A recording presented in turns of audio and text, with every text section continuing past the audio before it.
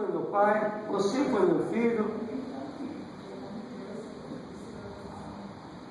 Amém, igreja? Não vai ser que nem nessa terra. E a gente pensar, não, mas eu sou um bom pai, eu sou uma boa mãe. Meu filho não tem falta de nada, dou tudo para ele. Mas a gente não ensina o mais importante, que é buscar Deus. Abriamente a visão, olha, Deus nos criou para isso, para esse objetivo. Então, filho, você tem que buscar Deus, você tem que ir para a igreja, junto com a mãe, junto com o pai, você tem que ir para a igreja. Tem que ensinar isso. E quantos ensinam isso? Na verdade, os pais cristãos, de uma forma geral, não têm esse conhecimento, não têm esse entendimento. Vai passar o que você não tem para ela mesmo? Não é essa a realidade? Essa é a realidade. E as igrejas mesmo estão deixando de desejar. Não ensina o principal, não ensina o mais importante. Para muitas igrejas, o importante é você. Você que está na igreja, está bom. Principalmente quando você oferta, né? E é um bom dizimista. Ótimo, fica aqui. Mas a igreja não ensina a paz de Deus verdadeiramente como ela é. Essa é a realidade? É a realidade. Você pensa que os pastores estão preocupados com o quê? Estão preocupados em ganhar alma. Mas será que é só isso? Ganhar alma? Tem que ganhar alma, sim. Mas tem que conduzir essas almas para... E muitos querem ganhar almas, querem mundo nas suas vidas. Essa é a realidade? Essa realidade é. Também, infelizmente é. E nesses últimos dias está piorando, Deus. Porque os pastores estão preocupados com o dinheiro, estão preocupados com os dízimos dos membros da igreja. Né? E isso é irrisório de Deus, porque a vontade de Deus é muito mais alta. Amém? Sim. Nossas famílias precisam estar preparadas para enfrentarem as muitas teologias antibíblicas. Perdão, eu vou ver atrás, né? Vamos lá. Falei aqui. Como pais, precisamos entender que os nossos filhos, nós já lemos aqui, então nós precisamos ter em mente, olha, ensina o seu filho da palavra de Deus, amém, igreja? 2, desrespeito aos pais. O ato de honrar os pais sempre foi apreciado por Deus.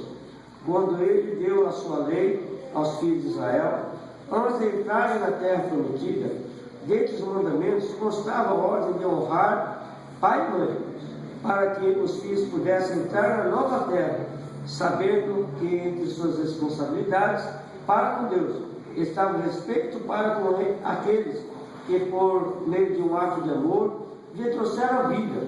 Séculos depois, Jesus reafirmou esse mandamento, e Paulo acrescentou que honrar pai e mãe foi o primeiro mandamento com promessa.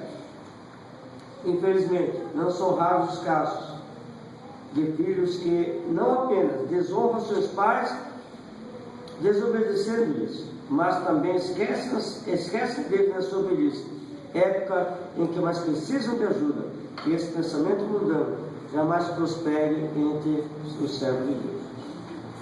Honrar os pais. Os filhos mudaram. Os filhos mudaram.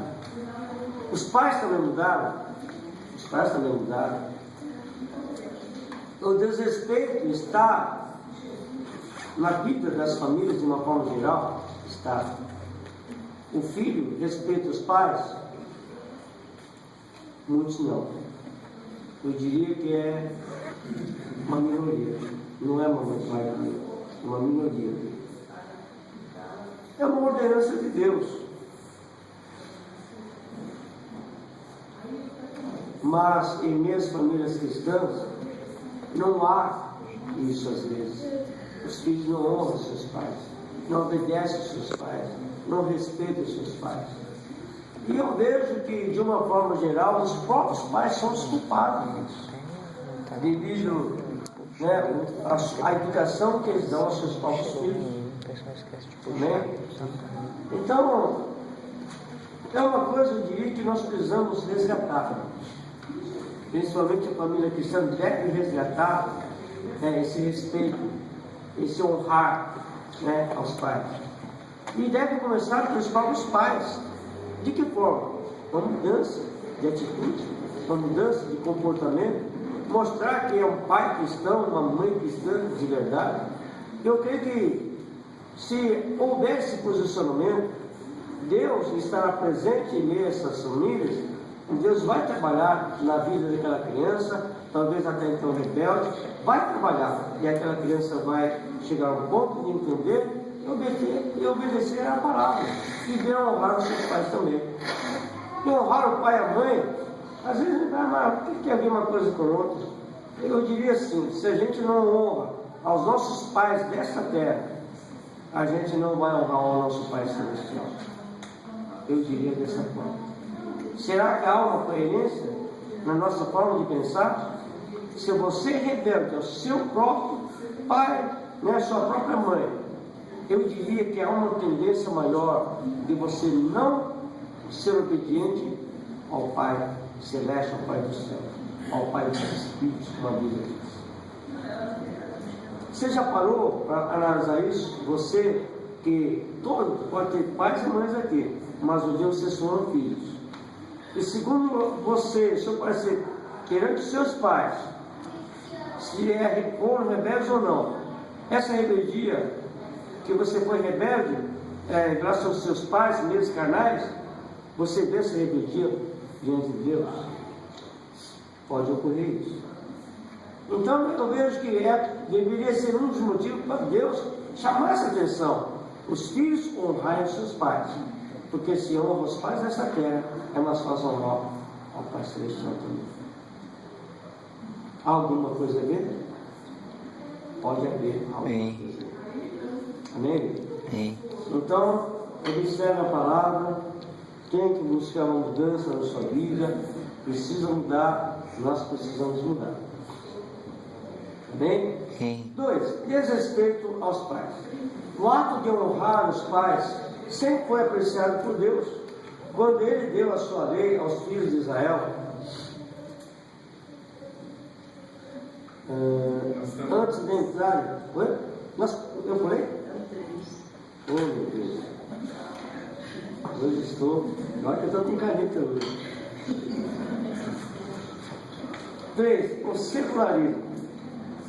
Segundo o dicionário teológico, o secularismo é a doutrina que ignora os princípios espirituais na condução dos negócios humanos. Para o secularista, o homem, e somente o homem, é a medida de todas as coisas. Quando a família se seculariza, os valores espirituais bíblicos são desprezados e os valores humanos e materiais são exaltados. Vejam bem, sabe que isso é verdade? O secularismo é a doutrina que ignora os princípios espirituais na condução dos negócios humanos. Se você analisar, você vai chegar a entender que é verdade. Como é a nossa vida? Bom, nós somos condicionados, né, para a gente agir dessa forma que a gente age. Não, eu tenho minha vida, eu tenho as coisas para pagar, água, luz, telefone, aluguel, não sei o quê. Eu tenho que trabalhar, tenho que me esforçar e só isso, né? A gente aprendeu isso. Os nossos pais eram dessa forma. O mundo ensina dessa forma. O mundo materialista, o mundo, né, como o autorismo, o secularismo, né, embutido na nossa mente que a gente deve raciocinar dessa forma, chegar dessa forma. Isso significa o quê? Poxa, mas um dia a gente aceitou Jesus. Aceitamos a Jesus porque estamos hoje na casa de Deus. E a gente começa a entender que o fato de aceitar Jesus, viver uma vida com Deus, aprender da palavra de Deus, a Bíblia nos ensina que a gente deve viver uma vida em dependência de Deus. Mas eu tenho que depender de Deus até nisso, até nessa área, até na vida material, até na vida financeira, até na vida sentimental, na vida amorosa, em todas as áreas da nossa vida. Eu tenho que depender de Deus. Aí alguns podem pensar, mas não tem nada a ver. Mas por que a gente pensa, às vezes algumas pessoas pensam que não tem nada a ver? porque está vivendo isso, ó.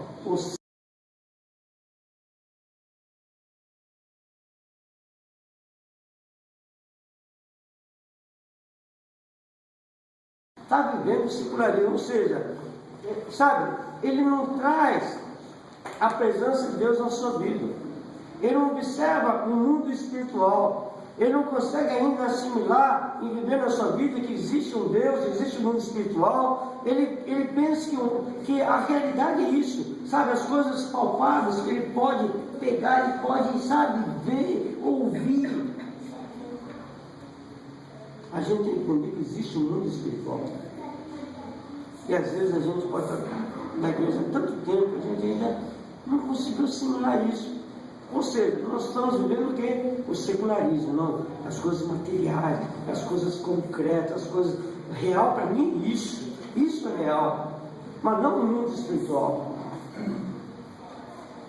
E a gente tem que mudar. Você aprendeu que você tem que mudar? Você percebeu que você tem que acreditar num Deus que você não vê? Você percebeu que você tem que acreditar na existência de um demônio que é inimigo da sua alma,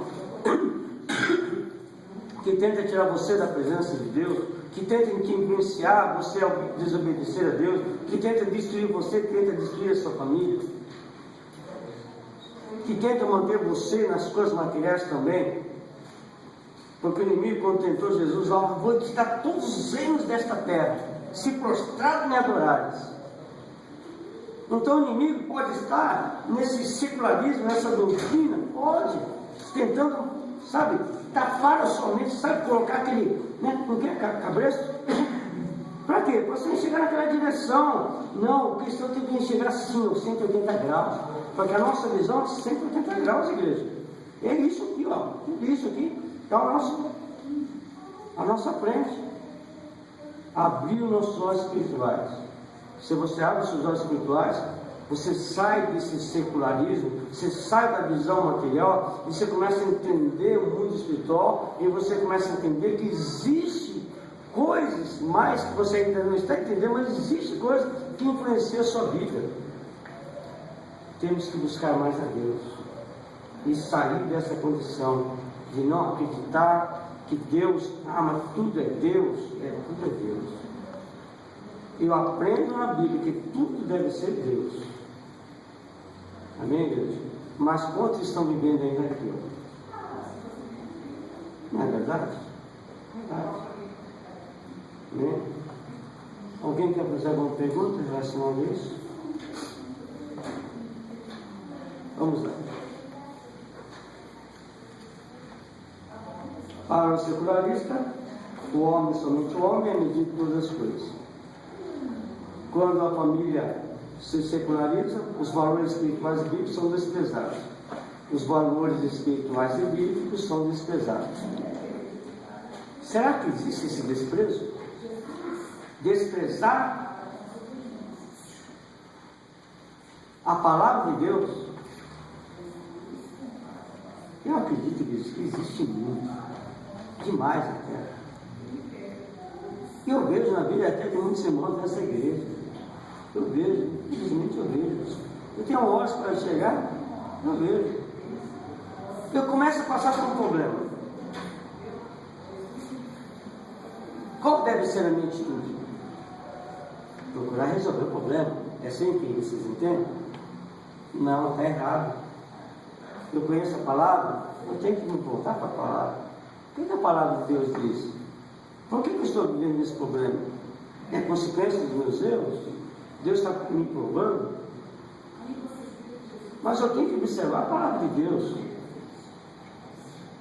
Aí que entra o desprezar ou não a palavra de Deus.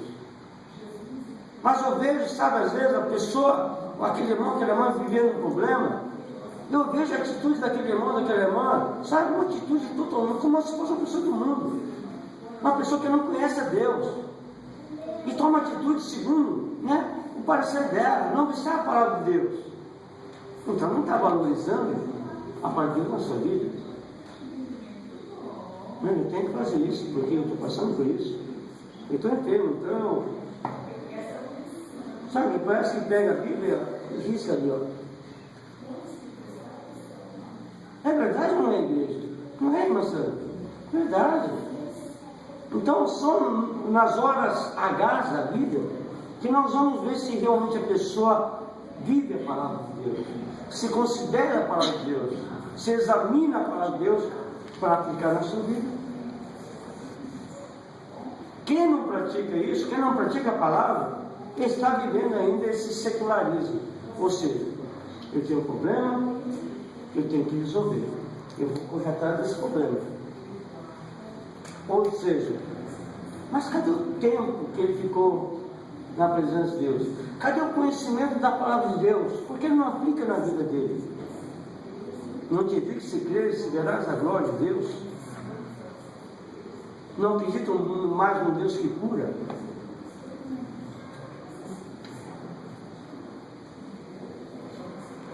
Alguém quer fazer alguma pergunta? Pastor, a Tamires passou por um problema essa semana no trabalho também, de mudança que teve lá, e ela não queria aceitar, e transferiram pessoas para outros setores, né? E ela, não vou aceitar porque não dá para trabalhar com fulano, com Beltrano. Essa menina chorou, chorou. Ela se desesperou de uma tal maneira, e foi exatamente isso que eu falei para ela, que ela não estava crendo na palavra. Falei, filha, você não está crendo, o que Deus está? Como que Deus está te olhando? Falando o quê? Pensando o quê? Você não está confiando nele. Porque se ele vai te transferir, vai para outro setor, Deus está na direção. Confia, Tamires. Mas ela chorou muito. Depois ela parou para pensar e no outro dia foi tudo diferente. Mas no dia ela pensou exatamente, ela se desesperou, ignorando a palavra de Deus, todo o conhecimento foi dela. exatamente isso. Crê na palavra de Deus, você como pode? O que Deus está pensando de você? Você não está crendo nele, né? De uma certa forma foi reprovada perante o Senhor. Não é? E aí ela, realmente, depois ela caiu na real e falou, mas tinha razão. Filha, você é crente, você não ouve a palavra, você não vai na igreja, você não escuta a palavra, você está agindo totalmente diferente. Isso, vocês entenderam? Um exemplo aí, né, a nossa Sandra nos ajudando aí, realmente é uma verdade, igreja. São nas horas H da vida que a gente vai ver se a gente considera ou não a palavra de Deus, igreja. Infelizmente, né, a exemplo, né, para nós que estamos aqui, né, a Tamires, né, deu esse exemplo de esquecer do que ela aprendeu de Deus na vida dela. Ignorou Deus na vida dela, igreja. Amém? Então, igreja, você conhece a palavra? Viva! Você conhece a palavra? Você está vivendo? No problema que você está vivendo aí, passando aí, você está vivendo a palavra de Deus? Está acreditando em Deus aí na sua vida? Você sabe se você está vivendo ou não. Até onde você considera Deus na sua vida ou não. Amém, igreja? Mas aprenda a buscar a Deus, aprenda a viver uma vida com Deus. É nesses momentos difíceis, igreja, que nós temos que mostrar que nós cremos em Deus. Não é só no momento bom você fica dando glória a Deus, não. É no momento de pedir. Por isso que Deus permite a gente, né, ser provado como ouro com uma prata. Deus permite a gente ser colocado ali no fogo. Amém, igreja? Para ver até que ponto vai a nossa fé, a nossa confiança, o nosso viver com Ele. Amém, igreja? E muitos crentes, infelizmente, são reprovados. Estou exagerando, igreja? Não. Amém? Vamos lá. Como cristãos, não podemos nos conformar com o pecado, a iniquidade e a corrupção que destrói a vida familiar. Precisamos ser santos em toda a nossa maneira de viver. Muitas famílias estão sendo influenciadas pela mídia a viver um estilo de vida materialista e hedonista. Não podemos jamais nos esquecer que precisamos ser sal da terra e luz do mundo. Vejam bem, não podemos nos conformar com o pecado. Segundo a Bíblia, o pecado nos rodeia bem de pertinho.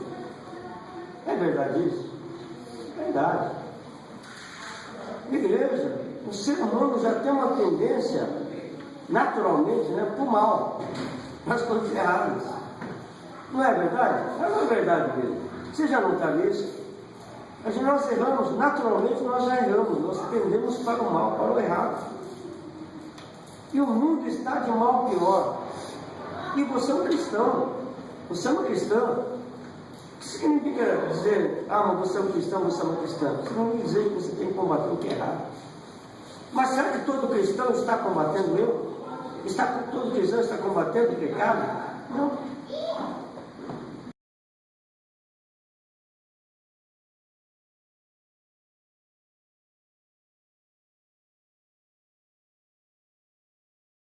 E deixa o pecado entrar dentro da sua casa.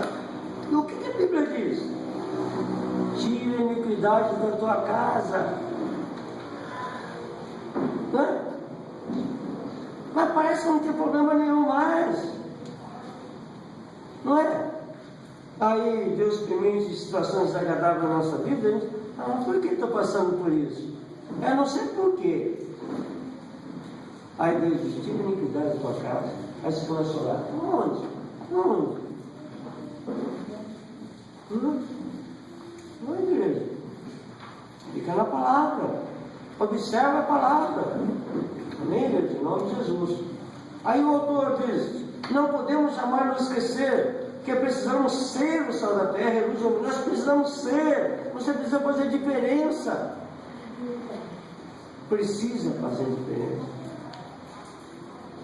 Mas o pastor não sabe o que eu estou passando, o que eu estou vivendo. Você precisa fazer diferença. Até no sofrer, precisamos fazer diferença. Até no sofrimento da dor, precisamos fazer diferença. Amém, igreja? Então procura fazer diferença. E Deus quer te ajudar você a fazer diferença. Mas você tem que querer. Amém, igreja? Nós precisamos querer.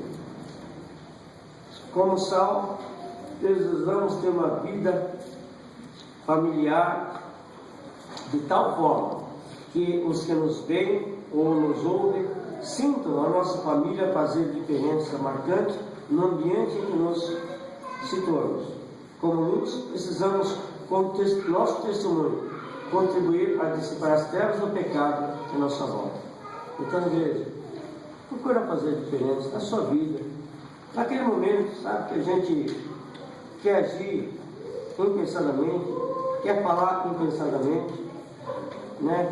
Voltando ao exemplo que nossa irmã Sandra disse, a Tamires, ao invés de se desesperar e agir dessa forma, revoltada, não aceitando a situação, ela simplesmente deveria se calar, orar a Deus, né? Acreditar na palavra, né? Porque segundo a palavra, Deus está no controle da nossa vida, né? Então, naquele momento lá de desespero, falava, Senhor, o Senhor ainda continua no controle da minha vida. Eu não vou me desesperar, vou ficar aqui, ó, quietinha, no meu lugar, na minha posição. E Deus honra, e Deus trabalha, e Deus opera. Amém? Então, vamos fazer a diferença. Não se desespere, não haja, né, por impulso, não haja como uma outra pessoa qualquer, não. Você tem que se lembrar que você é o sal da terra, você é luz do mundo. Você tem que fazer a diferença. Amém, igreja? Porque o diabo, a gente ensina na igreja, o diabo ele age na nossa razão. Ele atiça a nossa razão. Como assim? Mas você está certo. Eles estão errados. Eles não têm esse direito. Atiçando a sua razão para você chegar e... Não é assim, moçada? É assim. Quantas vezes o inimigo já agiu, né, tentou influenciar a gente, para a gente, na razão, fazer isso, falar aquilo. Eu já entendi isso, eu já percebi isso. E por isso que eu ensino na igreja, toma cuidado, não haja na sua razão, porque o inimigo ele usa a sua própria razão para você fazer o jogo dele. É verdade isso, Deus? É verdade. Talvez você ainda, alguns não estejam entendendo ainda. Mas nas situações que Deus vai permitir você passar na sua vida, observe isso. Né, igreja? Razão. Sabe o que significa razão? Ego. Sabe? Eu me machuquei. Fulano falou isso de mim. Falou nada a mim. Tudo atiçando o seu ego. E levando, fazendo você despertar a sua razão. Não, eu não sei, não concordo. Por isso eu vou ir. Né? Não deixe ninguém aqui, não. Vamos lá. Com cuidado contra a filosofia mundana e a pornografia. Para a filosofia de vida mundana, não há limites para o homem desfrutar do prazer carnal. A internet, que tem sido usada como um grande meio de comunicação, facilitou também propagando um estilo de vida miserável e sujo com a pornografia. Como reagir a esse desafio? Bom, você sabe que o que o autor colocou é uma verdade, né?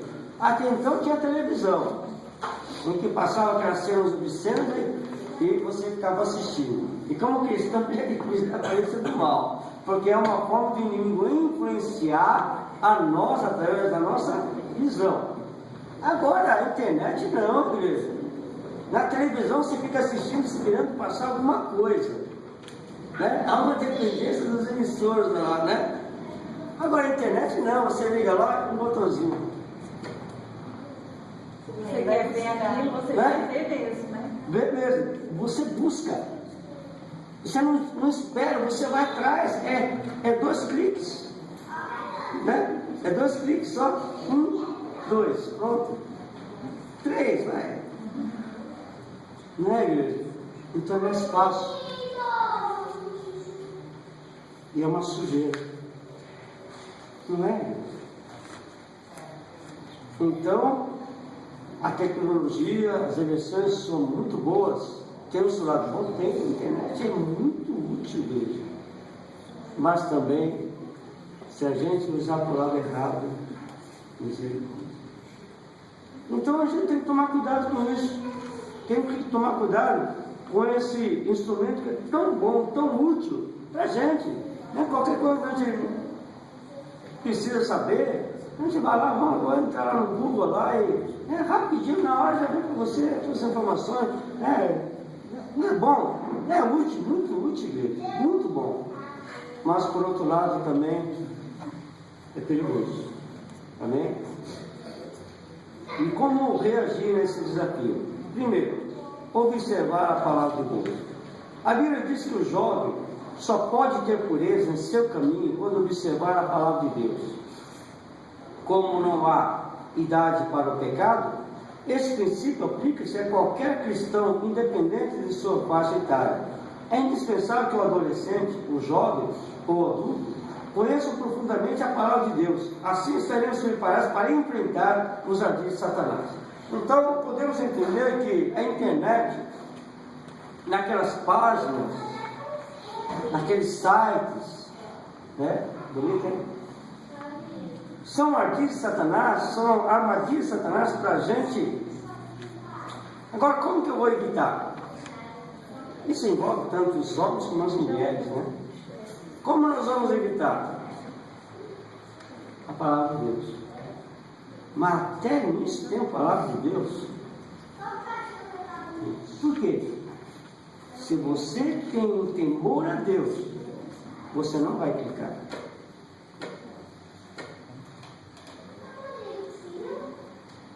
Não é? Mas se você teme a Deus, você não clica. Verdade ou mentira, igreja? Adianta aí os casados, né, as esposas controlar seus maridos para não acessar tais sites da internet aí. Adianta? Mas se há um temor a Deus na vida do esposo e da esposa, por esse temor a Deus, nós não acessamos os sites. Verdade, igreja? Sim. Por isso é importante o casal buscar a Deus, tanto o homem como a mulher, né? E às vezes o marido fica bravo que a esposa vai para a igreja, não tem lugar melhor. E às vezes a esposa não gosta que o esposo vá para a igreja, não tem lugar melhor, igreja. Não é? Não é verdade? Aqui você aprende a trair seu marido. Você aprende a amar o seu esposo, a ser diferente no seu lar. Né? E as pessoas não entendem isso. Bem? Então, igreja, nós temos que buscar a Deus. O resultado, o fim de tudo, igreja, buscar a Deus. Buscar mesmo, de todo o seu coração, de toda a sua alma. Amém, igreja? Porque você deve se preocupar com o seu esposo, sua esposa, seu filho, né, alguém da sua família que você conheça, deixar de buscar a Deus. Porque você, se deixar de buscar a Deus, você pode esperar o pior. Já buscando a Deus, dizendo que alguns buscam a Deus já fazem coisa errada. Imagina se deixar totalmente, bem claramente, quem não busca a Deus, né? Quem não vai mais para a igreja. Aí que o barco afunda mesmo. Amém? Item 2.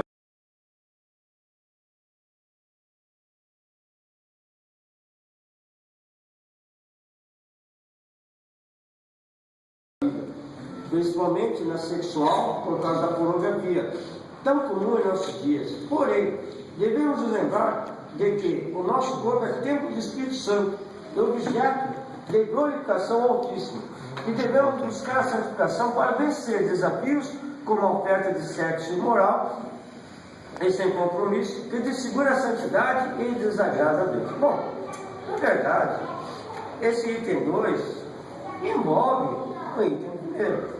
Amém? Porque todos nós somos templo do Espírito Santo. Esse Espírito Santo, ele começou a se fazer habitar na nossa vida quando a gente confessou Jesus como o Senhor Salvador da nossa vida. Nós temos o Espírito Santo de Deus sobre a nossa vida. Agora, ele permanece na nossa vida enquanto nós estamos procurando viver uma vida com ele, procurando observar a palavra de Deus na nossa vida. A partir do momento que eu não observo mais a palavra de Deus, a partir do momento que eu peco contra Deus, eu morro espiritualmente, o Espírito Santo de Deus ele sai de dentro de mim. Ele saindo dentro da gente, automaticamente não haverá mais temor a Deus, nada. A gente está vazio, a gente está morto espiritualmente, a gente está uma pessoa do mundo qualquer. Amém, igreja? Então um envolve o outro. Agora, como o autor ele foca que o nosso corpo é templo do Espírito Santo, ou seja, o nosso corpo sendo o templo do Espírito Santo, a gente não pode usar o nosso corpo para praticar pecado. Amém? Então, agora, se não há temor, você vai se preocupar, você vai se lembrar, meu corpo é templo do Espírito Santo, eu não posso pecar. Tudo envolve o temor a Deus. Amém, igreja? Até que ponto você considera Deus na sua vida? Se a pessoa pensa dessa maneira, fala dessa maneira, já ela não é templo sagrado, né? Com certeza. Não é? Então, primeira coisa, buscar o temor a Deus. É como a palavra de quinta. De sábado. Não, quinta.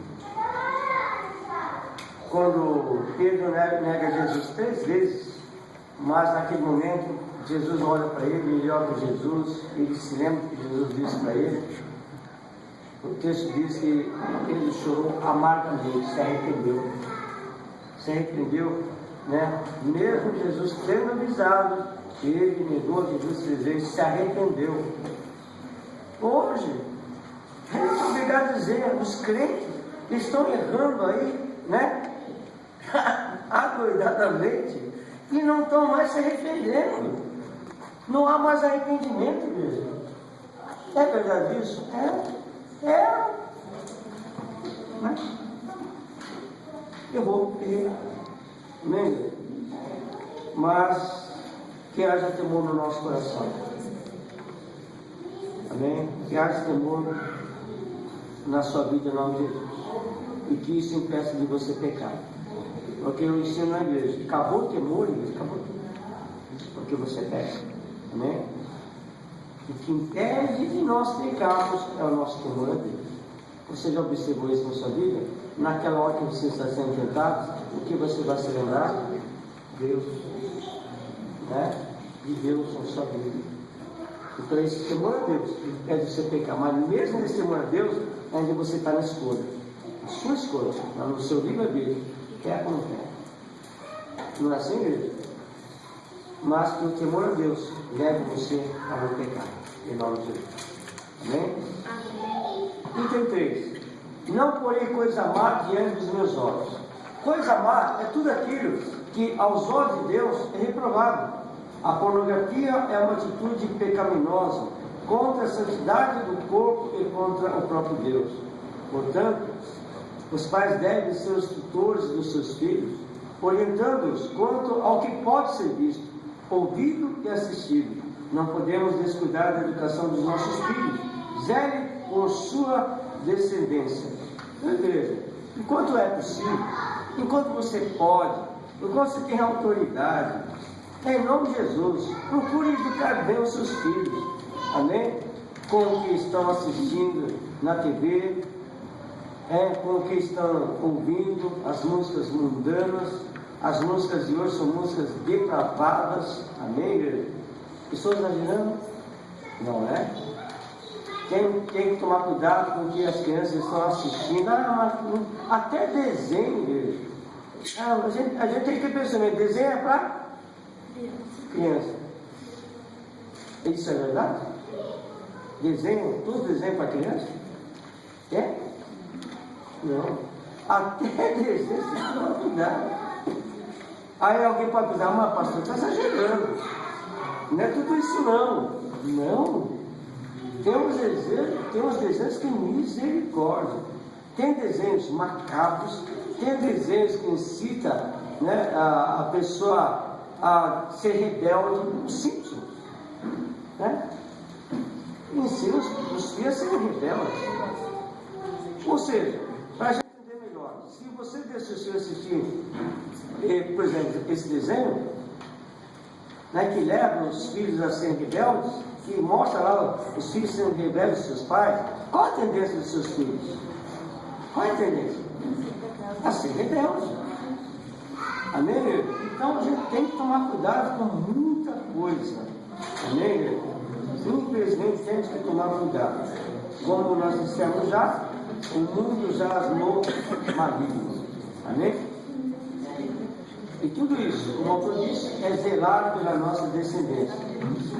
Conclusão. Alguns dos mais terríveis golpes contra a família são manipulados pelas autoridades públicas, ou seja, justamente por aqueles que deveriam zelar pelo fortalecimento da constituição da família tradicional. O autor diz que as autoridades têm uma grande responsabilidade relacionada aos terríveis golpes contra a família. Não é verdade isso? Sim. Infelizmente é. De que forma? Casamento dos homens afetivos, governo autorizando. Isso vai contra quem? Contra o quê? Família. Aí no tempo do carnaval, o que o governo faz? Campanha do quê? Os preservativos. A atitude do governo coopera com o quê? Com a fornicação, com adultério. Está destruindo a família. E assim vai, igreja. Muitas leis que, criadas pelo governo, que vai contra a família, o próprio governo. Amém? E o governo não se preocupa com o que realmente deveria se preocupar. Aí vem a saúde, os hospitais são uma bênção, né, igreja? Os hospitais públicos são uma bênção, né? Está tudo bom, né? Né, meu cara? A educação, então, está ótima. E a segurança, então, maravilha. São três coisas fundamentais que o governo deveria se preocupar. E não se preocupa. Amém? Está tudo bom, né, igreja? Há uma onda do materialismo e do liberalismo social, ambos a serviço do diabo. Mas será que eles sabem disso? Será que o governo sabe disso quando cria essas leis? Quando faz certas campanhas? Aí, desarmamento, não que a gente seja a favor, né, de que as pessoas venham portar armas, né? A gente não quer chegar no tempo do faroeste, né? Mas na campanha de desarmamento, quem vai entregar as armas? Pessoas de bem. As pessoas de bem, né? Porque as pessoas, né, más, os ladrões, os bandidos e tudo mais, eles entregam suas armas, igreja. E aí, né, a sociedade fica indefesa. o ladrão vai agir mesmo, porque eles não têm arma mesmo, a gente tem, então a gente... Tudo isso, irmão. Você vê que em tudo tem seus prós e contras. Então a gente tem que observar direito. Será que é bom mesmo? Será que é bom mesmo? Então tudo isso, igreja, as autoridades estão sendo manipuladas pelo diabo. Isso é verdade? Aos olhos espirituais, isso não é verdade.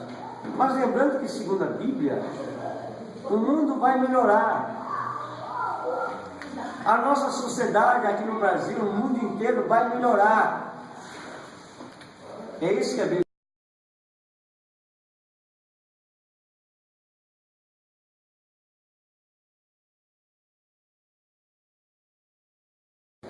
O mundo vai o quê? Piorar. Vai piorar. Mas a gente deve combater, mesmo assim, não é, igreja? Temos que orar pelos nossos governantes. Orar em que sentido? Deus abençoa. Deus abre os olhos espirituais. Pior que 99% são ímpios, né? Havia olhos espirituais como vocês estão mortos espiritualmente, não tem um corpo espiritual. Mas pedir para Deus trabalhar na vida deles, né, Deus? Para que eles não venham cooperar com o diabo. Né? A oração tem poder. Mas, segundo a Bíblia, vai piorar. Amém? Mas não é por isso que a gente... então não vou orar mais. A Bíblia diz agora que eu vou parar de orar. Aí a situação piora mais ainda, né, Deus? Então, a Bíblia nos ensina a orarmos pelos governantes, pelas autoridades, e vamos continuar fazendo. Amém? Todavia, a igreja do Senhor Jesus Cristo, a coluna e firmeza da verdade, cerrará as fileiras de guardiã dos princípios éticos fundamentais da família. Assim, não pereceremos sob os ataques contra a família, mas glorificaremos a Deus. Veja bem, então a igreja precisa fazer diferença. Volto disso.